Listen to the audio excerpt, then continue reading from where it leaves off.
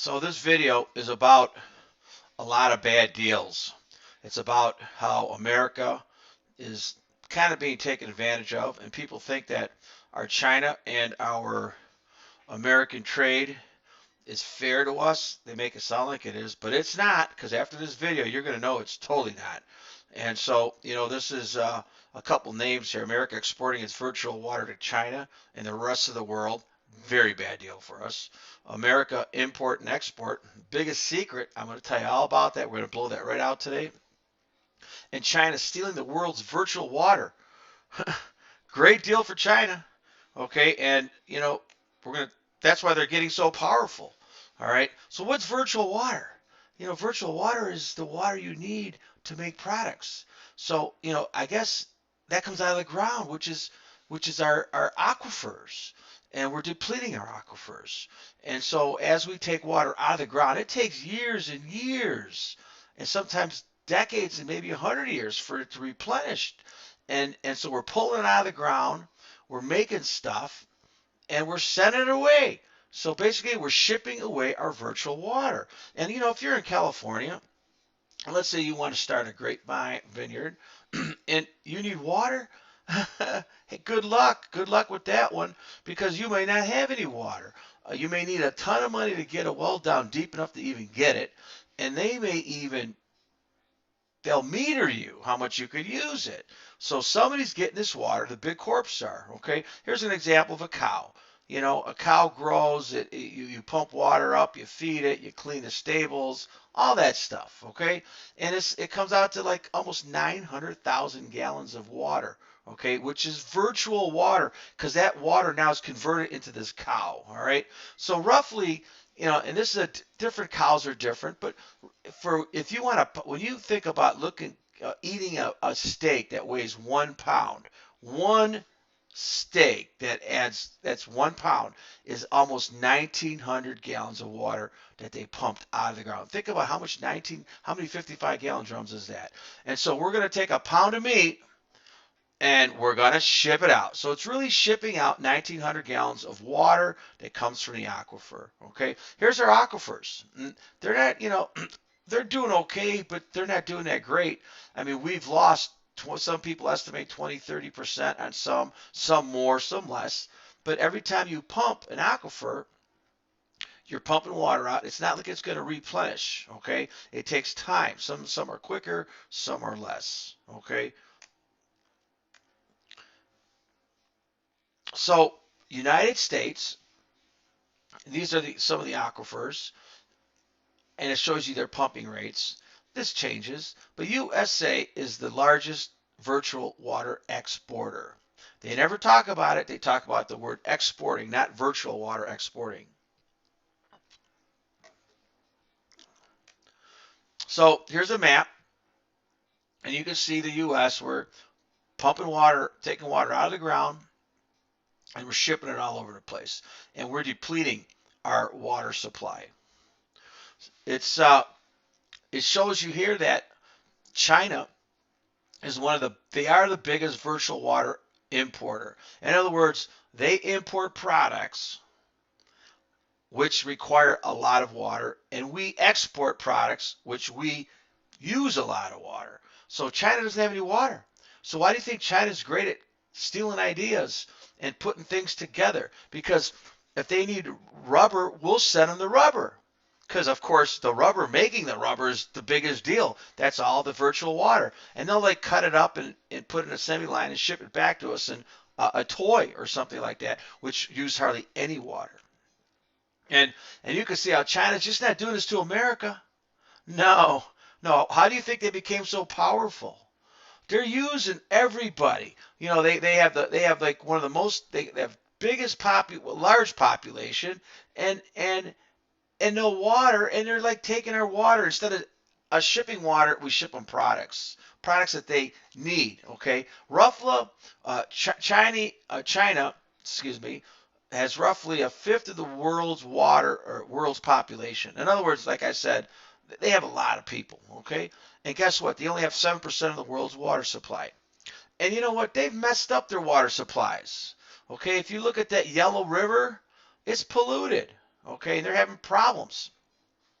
You look at any of these rivers, there are problems. And then over here we see the question marks. That we're going to get into here right now and talk about what they're going to do and how they're going to steal water. Okay, first of all, we're shipping them water, and now they figured out how they can get their own water. So the U.S. and China trade war, right now they just made another deal. They cut it down, the tariffs from 25 to 15 or something. It's all good. Everyone thinks it's great, and it is. It is good temporarily, but not when you start taking the water. Now let's look at some things China.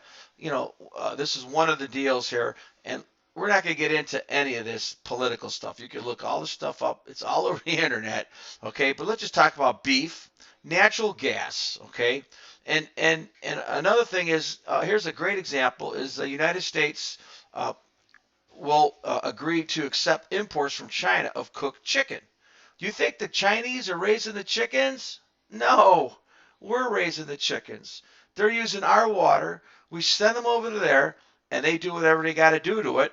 And guess what? The FDA inspects our chickens before they go there. But guess what? They don't inspect them when they come back. They don't have to. They don't have to label them. That's a whole other video. All right. So here's our chicken. Okay.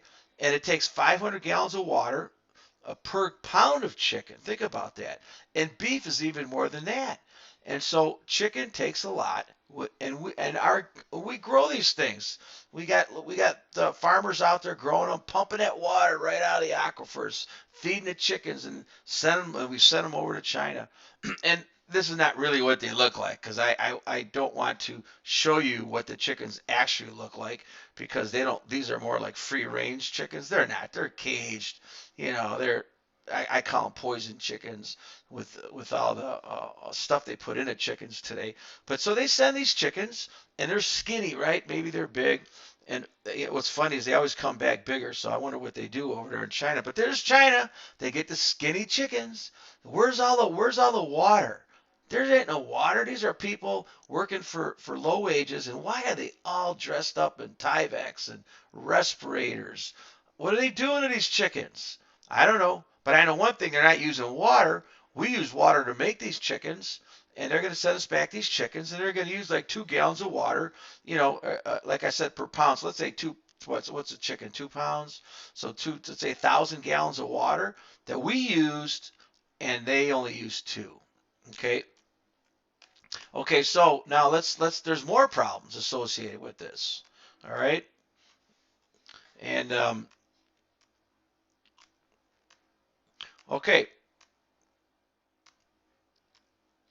So this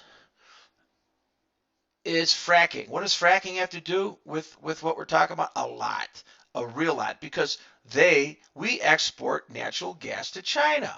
And how do we get natural gas? We go into our ground, we blow things up, we use chemicals, we use a ton of water, and we get natural gas. These are all the fracking areas in America.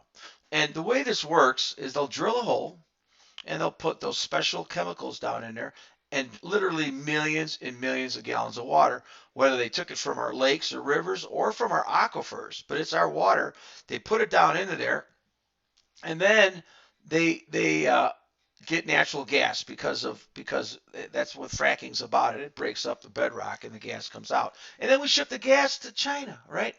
Okay, guess what else happens? Well, all that water that we use, that you and me pay, that we didn't pay for, but it's our water in our aquifer that's being depleted to make gas that we could have just used for ourselves. No, we're going to ship it to China. Okay, there's a lot of byproducts from that radioactive waste, and that radioactive waste goes into our dumps, and there's hundreds of dumps, and these dumps are radioactive and gets in the groundwater, and people get sick. And not only that, those millions of gallons of water that come up from fracking are full of chemicals and are radioactive because it's hitting the bedrock. You got radium, uranium, and radon gas. So now you have isotopes. So we've used the water and ruined it. some of the water for hundreds of years, thousands of years, because the radioactive decay of certain isotopes is a long time. And then what they do is they decided, what do we do with the water waste? Hey, let's call it brine and dump it on the U.S. streets. That's right. They're dumping brine from fracking waste that's radioactive and polluted onto our streets for de-icing. So the top 10 exports to China. You could read them: soybean, cotton, copper, metals, corn, coal, passenger vehicles. Let's think about this. We send them a car. A car takes almost 40,000 gallons of water. You imagine that? Okay? Jeans. Jeans take 400 gallons of water to grow the product. Well, we send them the product, and they throw some dye in it, and they sew them up and send them back, maybe, right? Steel. Steel is huge, 62,000 gallons of water.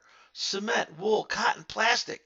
And if you look at this, the top exports to China: aluminum, cars, corn, coal, cotton, soybean.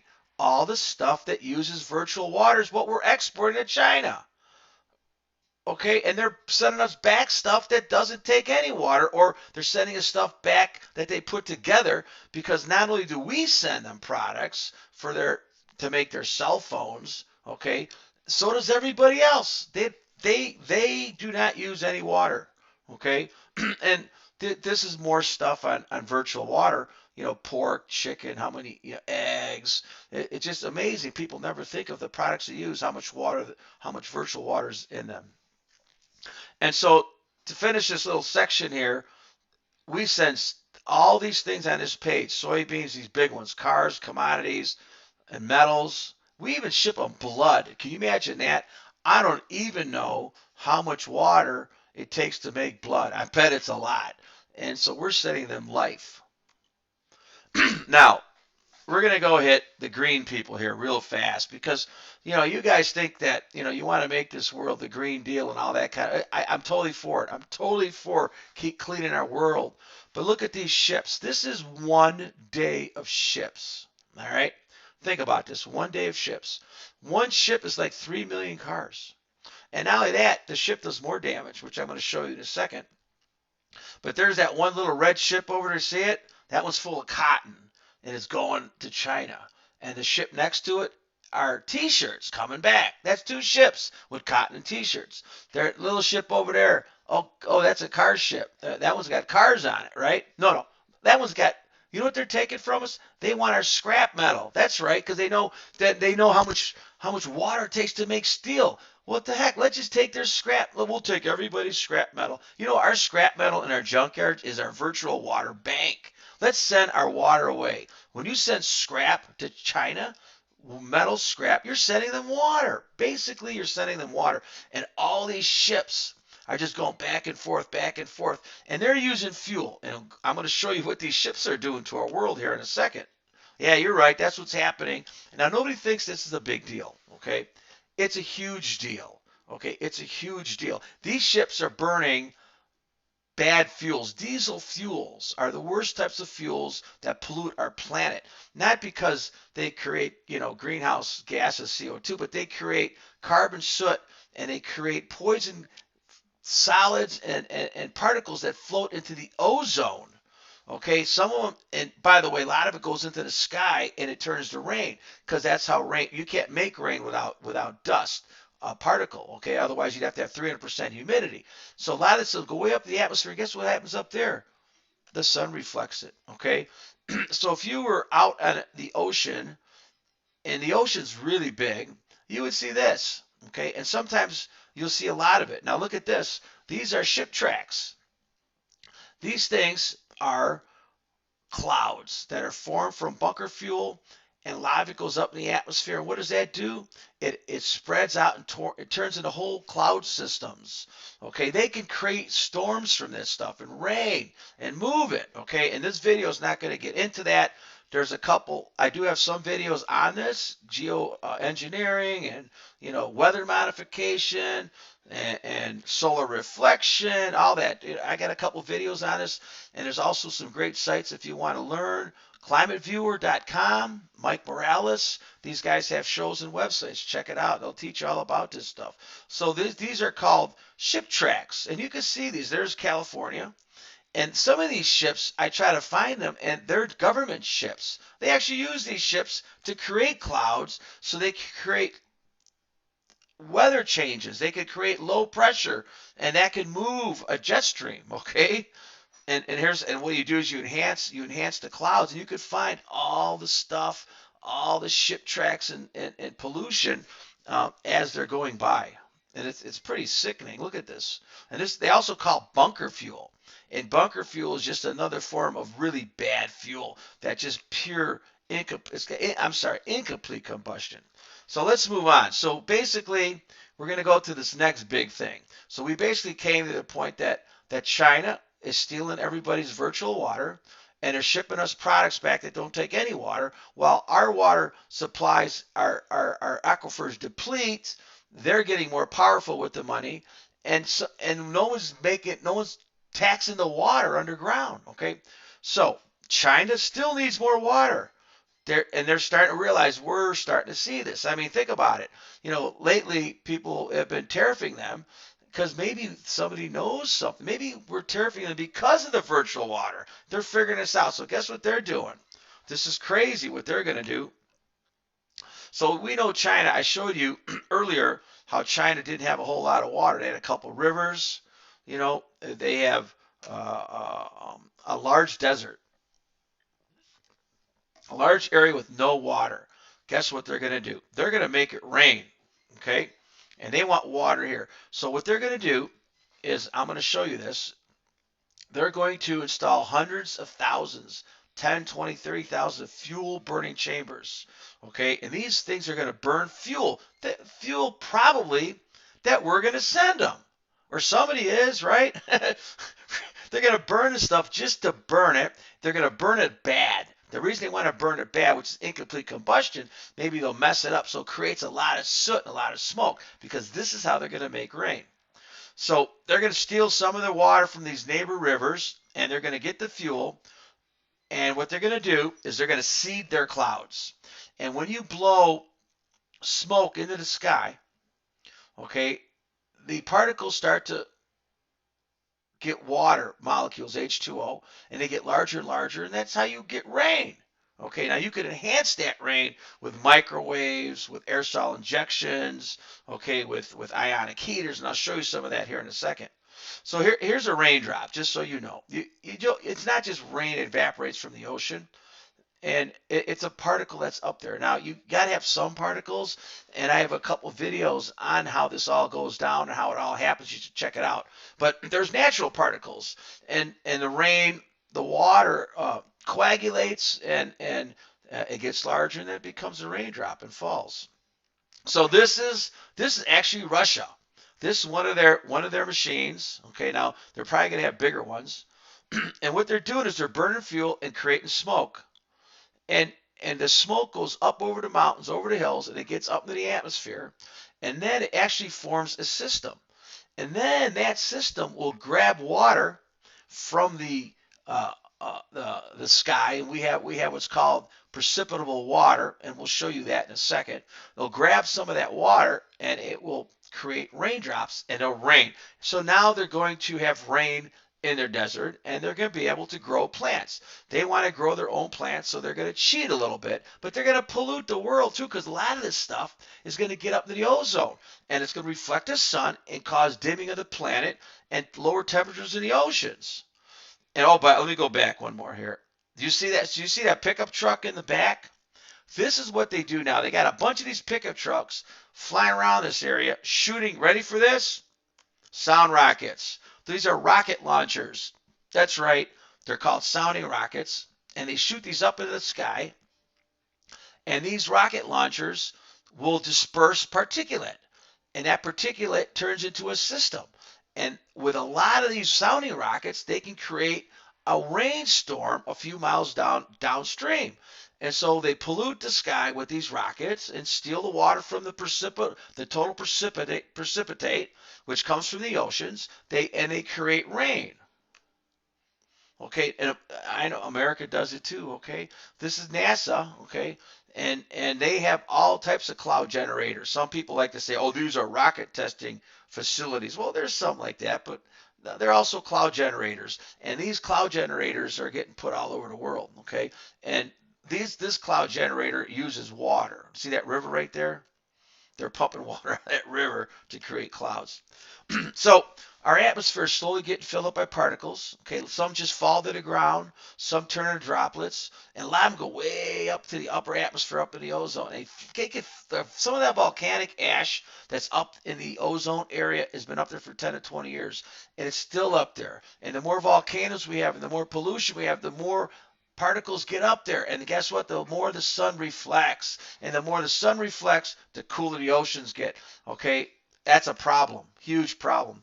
So China is now going to go to the next level of stealing water. You know, they're already getting it from the virtual water from the countries. Now they're going to steal it from the atmosphere, and they have radar systems that they will use. Now, this is where people are going to steal water. Okay, this is, we call it the river in the sky.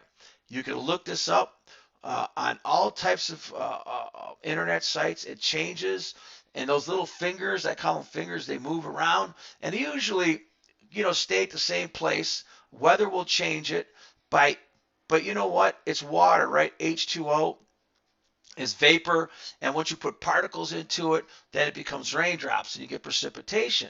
Well, what you can do to this thing is water can be excited. You can excite it with all kind of stuff, okay? So you could steal water from this river. This is a lot. This is more water than on Earth or any aquifer, okay? And it comes from the oceans. So let's just look at this little graph I came up with. And so there's the ocean, and you'll see that there's a lot of water in the oceans. We're just going to say 10 to the 15th power, all right? And you look at the land, that's our aquifers, and that's 10 to the 15th power too. And if you look at the atmosphere, 10 to the 15th power, not as much, right? But there's some up there. That is the river. That is what evaporates from the oceans and kind of hangs up there for 7 days and precipitates out normally. Well, what's happening is if the oceans cool down by too many particles in the sky, then there's less water in the atmosphere. And when there's less water in the atmosphere, you create what's called water wars, which is, by the way, we're in right now, called World War III, which nobody knows is going on, but it's 30 countries and corporations stealing this water. Some use it to put fires out, some use it to create fires and drought, some use it to fill up aquifers, some use it to fill up, they use it for all kind of stuff, all right? And it's insane. So these are the ways China's starting to do this now. And I'm going to show you all the facilities they have for getting water out of the sky. Okay, these are all the ways that you could do it. Man, this is for weather modification. Okay, so number one, ionic heaters. Well, Russia's got one of those. We got three. There's, I don't know, probably like 50 or 100 of these things. Some people call it HARP. And ionic heaters basically will heat up the ionosphere and cause the jet stream to move. Sounding rockets. If you want to look right now, they're using hundreds of sounding rockets a day get shot up. Some get shot up in Russia. The Chinese shoot them up to create rainstorms. Up the Netherlands, where that girl that came over that's so into, the green world, and shame on you people that came on a sailboat that used diesel fuel, by the way, and I think she flew around the country with jets, that one. Her country shoots sounding rockets, and they have ionic heaters, and they're shooting sounding rockets into the northern lights, okay, and for different types of testing of magnetism. Satellites. China's doing a whole bunch of stuff with satellites. And they use them for all kind of stuff. They shoot microwaves down to excite the water. They'll aerosolize the clouds with aluminum or strontium, and then they'll excite it, and they'll hit it with a microwave or a laser. There's hundreds of lasers. I'm going to show you this in a second. Cloud City, ship tracks. Remember I said there's a couple ships that you can't find because that's what they do. That's their sole purpose. And they move around the ocean to try to stir things up and move a storm here, slowing down. And you can look at this. Go look up climateviewer.com. Man, you can spend days on this guy's site. He's got videos, and every night you can log on to Mike Morales, and he'll tell you the weather modification of the day. So here's our river, and you can see how the river's being steered. Okay, China's going to do the same thing. It's doing it right now. Okay, there's a sandstorm, the Sahara sand, and messes it up. Then over there, way up on top, there's ship tracks. Those ships I showed you, those pictures, that's what they did. They moved that finger, I call it, that water finger in the sky, the total precipitable water. Okay, and then we got Australian fires, which are causing issues. So geoengineering is responsible for all kind of bad things. Okay, and it causes all kind of issues. You can go back and read all this if you like, and it benefits. Who does it benefit? It benefits like big corporations mostly. It benefits big agri. It benefits countries that are trying to get ahead. I mean, countries that want to use weather as a warfare. I mean, they could move and steer a hurricane. And so here's an example of HARP. Okay, these are ionic heaters. These are all over the world. Okay, and China's building them also. They have one, and they actually have portable ones. They could put them on ships and move them around. All right, ionic heaters. I'll show you what they look like. This is some ionic heaters. Look at these things. They look pretty damn scary. I mean, there's ours, one of ours. Okay, there's a couple. Ukraine has got a bunch of them. The Netherlands has got. They're building one of the biggest ones right now. In the Netherlands, I don't know what they're going to do with the millions and millions of watts it's going to generate, but they're going to rule the weather of the world, and they're making it right now as we speak. Okay, so these are ionic heaters all over the place. Okay, and here's one. And if you get on the internet, you can look at them. You can see these things. Okay, they're hard to see, but that's a big ass huge grid there. And they're all different types. This one's down in South America. This thing is so huge. See those little guys with the little circle? Those are men. They're just like in one little spot. And this one here is being used, okay? And here's another one. This one is, they call it the Horn. The Russians are starting to build them because they lost a bunch because Ukraine's got them, okay? And so like these, here's an example of 5 transmitters that can actually change any weather and make things rain wherever they want. Okay, China wants in the game. They want in on it. Now this is cool. Not cool. This is actually diabolical here. And this is the polar vortex. And so what happens is they turn on the ionic heaters, and there's no reason for that heat up there because it's the North Pole. Where's that heat coming from? It's winter up there. There's no sun there. And so they heat that up with ionic heaters, and that whole polar vortex shifts and moves, and it freezes Russia and Europe, and that way the electric companies make a ton of money, right? The utility companies. And they did this last year, and they're doing it again this year. And then what they'll do is they'll slingshot it back to the North Pole. They'll heat the other side of it, and then we'll freeze in February. So our gas bills go up. This is all part of the game. Well, China is doing the same thing. So here's where China is they're going to stop their drought. They're going to cloud seed. We're talking a large, huge area is going to be polluting as they don't pollute enough. All right. And they're going to start to grow their own produce.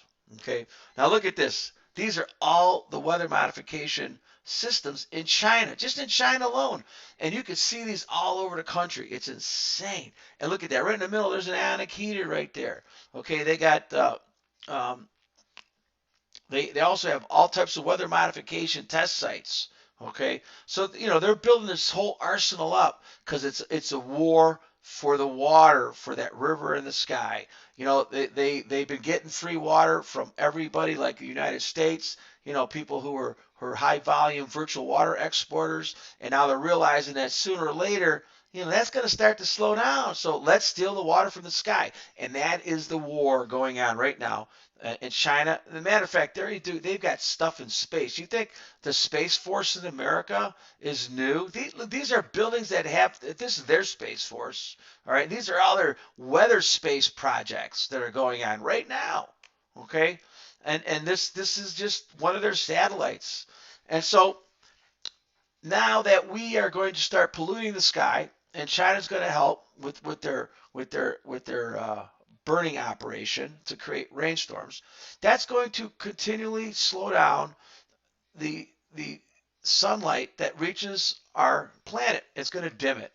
And I calculated out that right now we have a bunch of volcanoes. We can't stop volcanoes, all right? But we can surely stop sounding rockets, shooting stuff up the sky. China's not the only one doing it. There actually a lot of people are doing it. China's just trying to catch up because they need the water. They have no water, and they have a ton of people, and and they take all our products, they put them in a machine, and something comes out and they send it back to us, and they don't use any water, and they make a ton of money doing it. They make way more money than we do.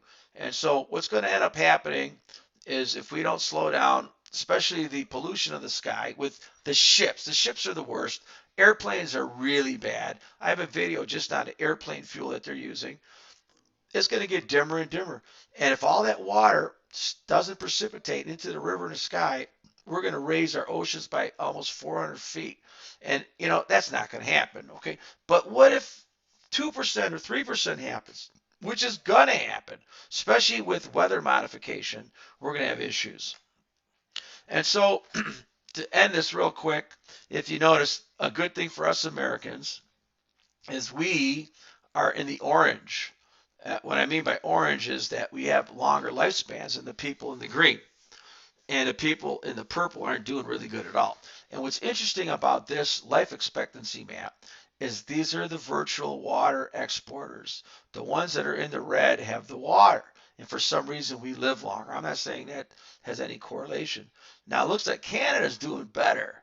And so maybe we should all move to Canada with the rest of those movie stars that left because they don't like our government or our administration. Let's move up there with the movie stars, and we'll live longer. Hey, thanks for coming on. Please share.